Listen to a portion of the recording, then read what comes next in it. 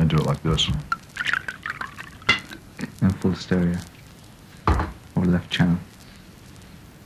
How did you enjoy yesterday? Yesterday's show? I didn't like it. You didn't? No, because we were requested to keep it... see, ordinarily when we do a show, we change the words to the songs based on what happened that day. My favorite show of the bunch here was the second show on the first night, where we changed everything. And that's when I enjoy the show. If I can laugh when I'm on stage because, you know, something creative is happening in that regard, that's when I really enjoy the show. Yet last night's show was competent and it was tight, and it was done because we are making a CD live at the Odeon Hammersmith. So people from the company said, well, you know, you can't just go around and change all these lyrics. The people want to hear the real lyrics. And, you know, so I said, okay, play it straight. So I went out there and played it straight. And also it was being videotaped by French television. And they can't be too far out, you know, when you're doing that, because how are they going to subtitle it? Yeah. I thought playing in France for them was quite a treat. They wanted that. That's the reason why they came to do it, because in France it's being released as a single on the continent. A single? Mm-hmm. Are you surprised actually by... Because it's a direct insult to the French if the French... No, it's not. It is fair commentary on what Frenchness means to a person who is not French and has to be subjected to Frenchness. It is not a put down of the French. It is the facts. Yes. Now, I was able to ascertain from some interviews I did in France that the toilet that we're speaking of in this song is referred to in France as the Turkish toilet. So, if it's a Turkish toilet, then what's it doing in France? Because that's all I know from French toilets, is the thing with a bomb sight and the 2 footprints where you pull the chain, and if you're lucky, it doesn't climb up to your ankles. The stuff comes up out of the hole.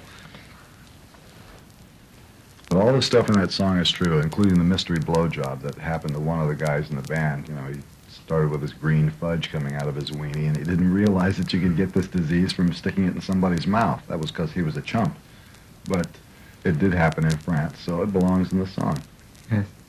From The Man from Utopia, for instance, there is quite a lot of laughter and humor, which you've said before. When you laugh at something spontaneous, you enjoy the show. For instance, The Radio is Broken. I love that song. Most people hate that song. That's my 10-year-old kiddie's favorite. Yeah? Yes, I mean, he loves the parts. If he only could understand the lyrics, though, because it's talking about things from science fiction movies that really exist, and if he hasn't seen those things, I mean, if he had, the idea of what the bacchino is, it's very special stuff. You know, it's very, very inside. You've been making references to, what do you call them, fiction movies, or science fiction movies. Fiction. For years on end. I mean, we go back to a long time, really. What is it mostly that attracts you to them? Is it the cheapness in them? Yeah, it's absolutely the cheapness. That anybody would think for a minute that something made out of a rubber is going to scare you in a black and white movie. You know, it's like so stupid. Do you find it perhaps sad in a way that we don't, on the side of the continent, experience the same films that you do, so there's more repos as such? Well, the other side of that is that outside of the United States, people seem to pay more attention to the musical side rather than to the instrumental side rather than the lyrical side, because they don't know what to make of the lyrics. They don't understand anything about the lyrics. Even the words they think they understand are being used in ways that they don't understand. So maybe it balances out. The United States are more oriented toward the words and less toward the music. So when you come here, do you actually have to prepare a special show? Usually what I do is, in places where they don't speak English well or at all, we stick to songs that are always, that have already been released on an album, because the albums have lyrics in them, and so somebody has a chance to hear something familiar. You can't, for example, in France, do a show that has a lot of new material in it. It's just totally senseless. Or Spain, too. Yeah. Or Italy. In Germany you can, because the English comprehension is a little bit better there. But in France, no. Is it a headache for you to choose from the repertoire of songs that you've got? It must be. Well, the repertoire that we choose from for this particular band is 65 songs that they can play without worrying. That's 3 shows worth of material, and every show is different. Each night before the show, I make up a list of what they're going to play that night, and that way we don't get bored. And each day, during the sound check, we rehearse new songs that we're going to put into the show. Does that happen with every band that you normally have? Every band. Yeah. 65 or approximately? Well, the band in 82 knew 85. Yes. But they'd been together a little bit longer. Because I quite like the selection that you did yesterday. Obviously, for nostalgic reasons, doing things from the live album, the Roxy album, and some of them even going way, way back, and also the interest that you've always had in doo-wop, doing that. And this so band can do doo-wop. You know, the other bands I've had couldn't really get to it, but we have the voices to cover the doo-wop stuff pretty good. 4 vocals on it, which is quite good, I thought. Yeah. Real doo-wop is with a quintet. Yeah. The one thing which people ask me all the time is when they make reference to you, is like they find it very difficult to put the thing, say, where is Frank Zappa at these days? For instance, like... well, the question is, who cares? That's right. Why should I be anywhere? The fact is, I'm still making music of all different kinds, and why should I be anywhere that you want me to be? You know? It's like I shouldn't live in a box. It's not like the thing on this guy's hand here. Yeah, what they're perhaps referring to was mostly the material that you choose to use. For instance, like the last album, the Utopia album, was very uncommercial. Not that your music is commercial, but that one was very uncommercial. Yes. Compared to this one, the new album, is hinting more on the easier side of listening. That's right. And I do both things. Yes. And there are songs... How do you make the choice? That's what I want to know. Do you just wake up one morning and say, I'm going to do that this week? Yeah, that's right. That would be very interesting. Well, it's the same way I make up the choice for what we're going to play in the show that night. The choices are based on some scientific reasons, like what are the acoustics like in the hall? Can we get away with this type of material here? Do they speak English here? Are the vocalists, does anybody have a sore throat that day? You know, little things like that. You can change the show to accommodate what your circumstances are. Same thing with an album, you know. You decide how many songs you've recorded, which ones fit together. There are always songs that are left out of an album. Because your shows are very well rehearsed. Oh, immaculately rehearsed. That's right. You've said that so many times, and hence the feedback that you did get in the press from some ex-musicians about being strict. But let me say this right now. Any ex-musician is an ex-musician for one of 2 reasons.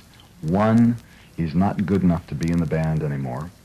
Or 2, he had a career opportunity that led him to resign his post, for which there are probably 30 people waiting for his job. I have no problem getting people to volunteer to subject themselves to the discipline that's in the band. And if you knew anything about the band and the crew, there is a spirit of accomplishment that surrounds this touring unit that is really quite remarkable. Second only to being in the Marines, because this band can go out there and do anything. And they know it. And they are thankful that they were rehearsed to the point where even under the most adverse circumstances, they can go out and do a 2-hour show that'll kick your ass. And the crew will have the thing up and down in record time, and everybody gets along, and they're happy to be doing it.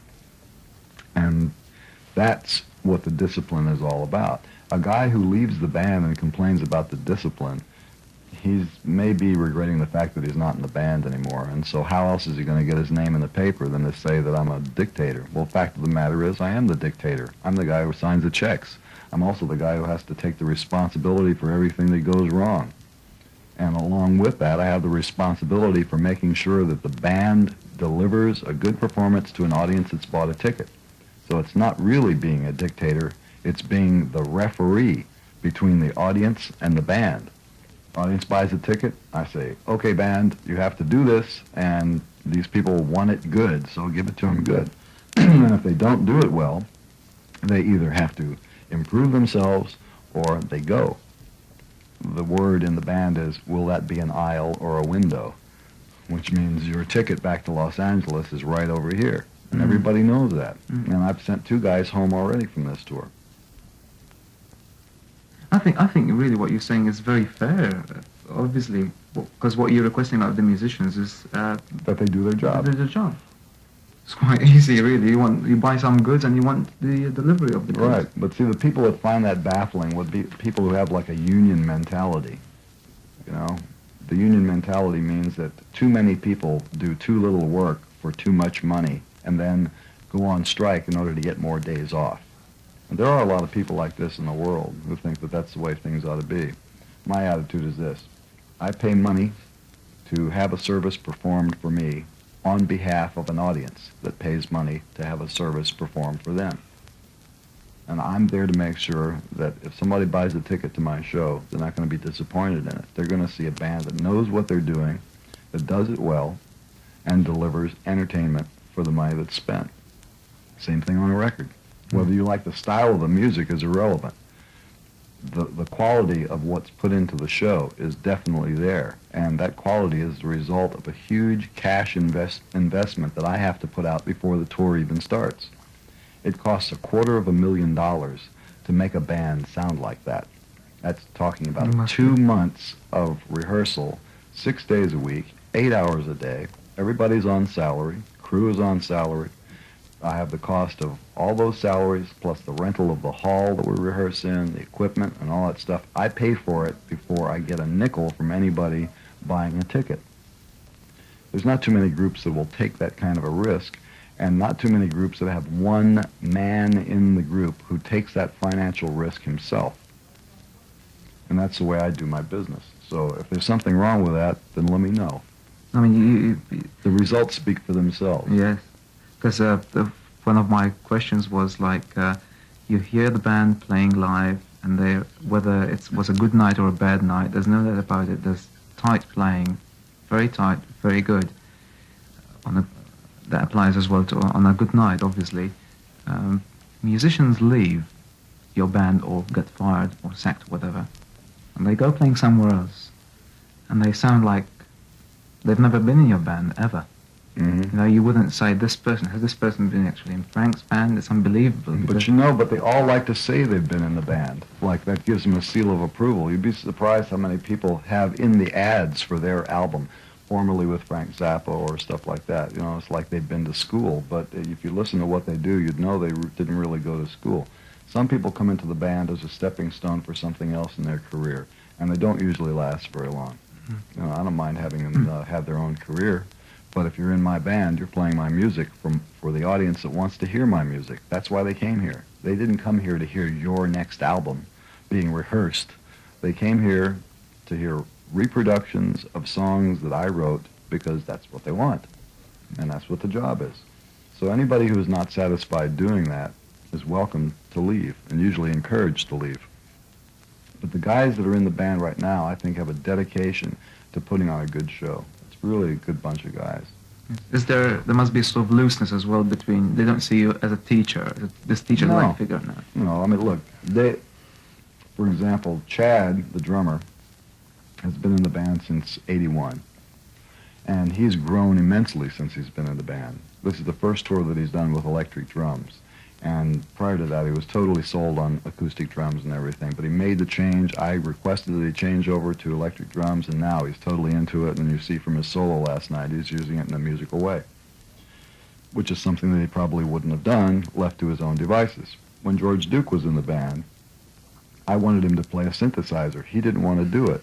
He didn't think that... He didn't want to sing either. He didn't want to sing. That's right. But I'm not saying I told you so, but I think that it was good for George to be in there and have that kind of encouragement.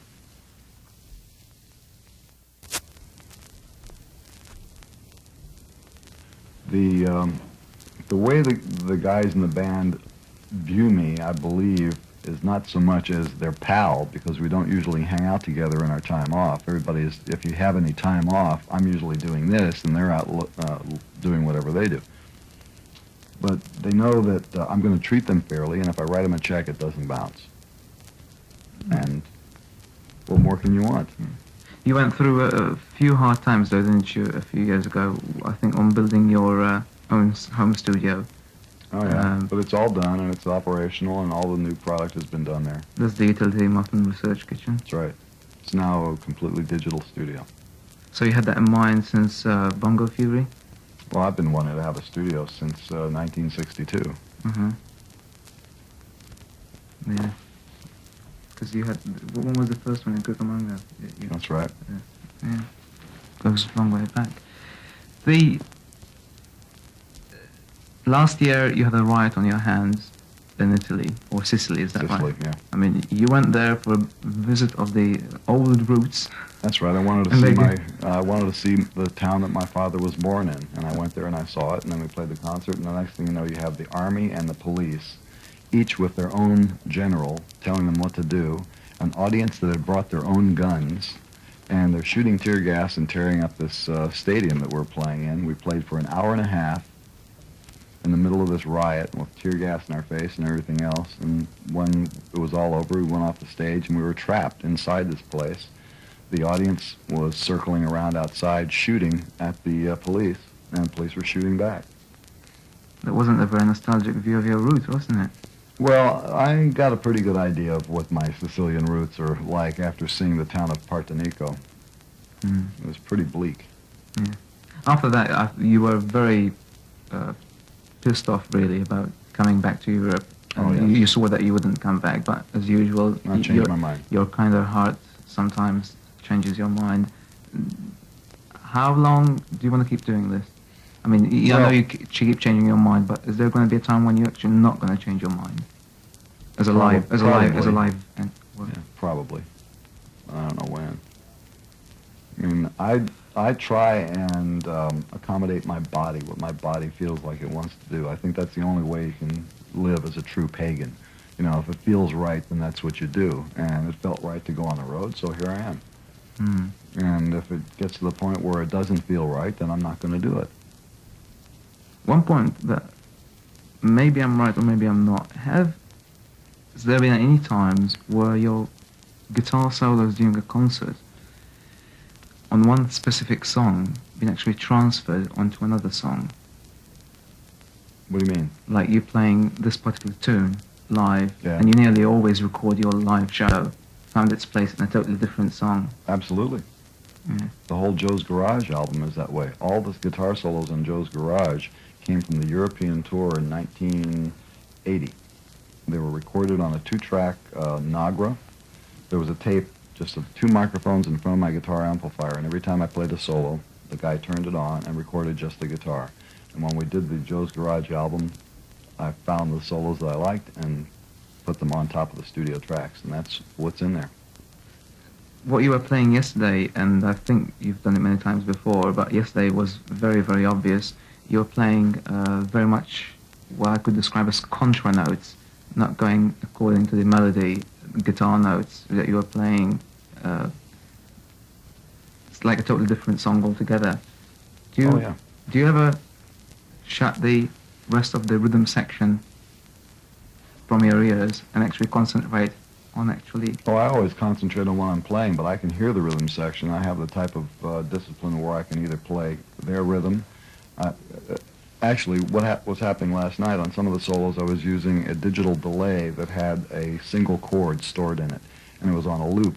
And every time that loop would come around, would have a certain rhythm, which was totally irrelevant to what the rhythm of the bass and drums were doing. So I had a choice of 2 different established rhythms that I could play, plus the option of choosing a third one that was completely between those. There's no reason why the human mind shouldn't be able to compute that kind of math when they hear it, and it leads you into some interesting harmonic and melodic directions. For example, a melody functions in a harmonic climate. The chord that is being played is the harmonic climate. That's, if it's an augmented chord, it's a mysterious climate. If it's a diminished chord, it's a little tenser. If it's minor, it's serious. If it's major, it's happy. If it's major 7th, you're falling in love. If it's augmented 11th, it's bebop. You know, these are all established harmonic aromas that people recognize, whether they do it consciously or not. That's what's built into you. So melody functions against a harmonic climate in terms of what is the fractional delay between the time that you hit a note that is tension to that chord to the time that you hit a note which is inside the chord, which creates a resolution. That's how melodies work. How many notes are you playing in your line that rub against the chord versus how many notes are inside the chord that takes the tension to rest? Your ear is computing that, okay? Now, if you're playing a straight disco number where everybody is marching along to the same beat, well, your options for the amount of intrigue you can create with a melody improvised against the chord are pretty limited, because the minute you stray from an exact 16th note fluctuation, the disco consumer loses interest because he wants everything to sound like it came out of a Casio rhythm machine. But with the type of stuff that I do, once the solo begins, unless it's a fixed 12-bar thing like I did 2 choruses on Penguin and Bondage in the key of D, that's that. But if it's an open-ended solo that starts with a single tonality, I can do amazing things in that context if you understand what is happening musically, what's going on. Some people listen to it and say, that's awfully weird, or that scale is strange, or those notes are weird, but there's a reason for doing it, and there's a lot of skill involved in choosing those notes, and there's also a lot of skill involved in the rhythm section being able to accompany me in what I'm doing. That bass player is great at following me. He's one of my favorite bass players to work with because his harmonic concept, he understands what I'm doing when I do those things. And one of the techniques I was using last night was the chord that was stored in the loop has no third in it. That means the pitch of the chord, which determines whether it's major, minor, augmented, or diminished, is missing. All you have is the root, the second, and the fifth. When you have those 3 intervals in there, you still hear it as a chord, but the notes that you can play against it enable you to encompass all the different variations of the nature of the chord. You can play major thirds, minor thirds, and everything in between against that chord. It's more like a neutral piece of canvas that you can paint on. And consequently, the bass notes that support that chord, a lot of different bass notes can be used, and each one that goes against the chord creates another set of mathematical possibilities for the melody notes that are happening on top of it. And when you combine that with the mathematical possibilities of what the harmonic rhythm of the melody notes will be, how many rub, how many relax, and all that stuff, that's a world of opportunities during each song. And I love doing that during the show. That's my favorite thing to do in the show. There's always like a key that you've got which you like a lot. I think it's the key of, is it D? No. Like on Zootaloos. Well, Zootalours was played in kind of an A7 tonality. The Napkins. Black Napkins is not, that's actually 2 chords. It goes between C-sharp minor and D major 7. But there's a lot of different keys you can play in there. I play an F-sharp major on top of that. Well, I'm not going to ask technical questions because... you don't know. I don't know, but what I wanted to ask you was, have you ever, not ever, because you must have done, but how often do you hit bum notes? Lots. Because especially if you're playing really fast, and all you have to do, at the rate I'm going on some of those runs, if one fret is sticky, you're going to miss. I thought that was evident at the beginning yesterday. There was what? Evident at the beginning of the show. Did you do 2 shows last night or 1 show? One. Yeah.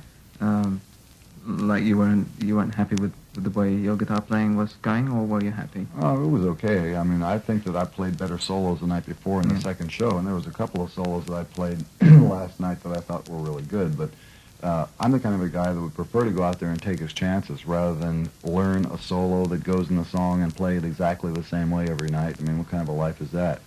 I'd rather have the ups and downs than the assuredness that I was going to go out there and amaze everybody with technique. I want to hear some music, and the challenge for me is writing an instant composition while I'm playing, and that's what I do. Do you personally think that you're underrated as a guitarist? I think that I shouldn't be rated as a guitarist. I think that rating guitarists is the kind of a thing that that's a stupid hobby, is rating guitar players. Sure, I mean, you are a composer. I'm a composer. That's what you my are. instrument is a guitar. It's a guitar. You know, if you like the composition, fine. I mean, my technique as a guitar player is fair.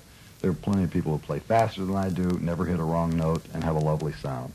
Okay? If you want to rate guitar players, go for them.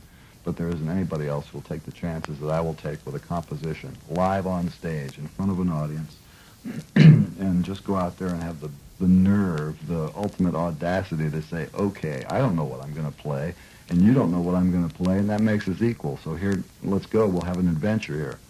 And that's what I do. There's no way to rate that. You either like that kind of stuff or you don't. You traveled quite lightly this time, it seems. You used only this Strat yesterday. Right. Is there a specific reason for that? I like that guitar. I have another Strat in the back in case that one goes off, but that particular neck, the whole guitar is customized. The only thing that is stock on there was the original Strat body, which has been stripped and repainted in that old Telecaster color. But the neck is custom, all the electronics are custom, all the pickups are custom, and I like the way it sounds. Yeah. It's, we're talking, what you were talking about, limitations as before, as if people want to compare you as a good guitarist or bad guitarist against other guitarists, like some sort of match. Are you disappointed that there's so many schmucks probably about who go on and just perform just for the sake of the guitar and ignoring all the other concepts of the music? There's always somebody who wants to consume that, and they're entitled to consume it, and they're entitled to love it, and they're entitled to worship it as a way of life, and so on and so forth. That's for them. What I'm dealing with is something entirely different, and I must say, in all fairness, that without being rated, I know that there are people out there who love what I do on the guitar. One final question, Frank. As always, there's quite a lot of product in the can, as they say. You always have. So what's up now? I mean, you've got We know that Kingfish. there's 4 albums that are coming out right now. Yes. You got the Boulez album, which is out. You got Them or Us, which is just about to come out, which is going to be followed very closely by Thingfish, which is a 3-record box with a book in it. And then we've got Francesco, which comes out right after that. Also, the concerts here at the Odeon Hammersmith were recorded for a CD, which was going to be just a CD, not a vinyl album. And that'll be coming out sometime next year. Are you going to give a breather between each product? Or No, are they these going to come out? first 4 are going to come out very close together because they won't conflict with each other. They're totally different things. They're, in a way, all for the same audience, but maybe there are some people who might like the Boulez album who wouldn't enjoy Thingfish and vice versa. So you have your options. And for the person who is a hardcore fan, there's lots of stuff coming out this season. Very good. Okay? Thanks a lot. Welcome. Beautiful.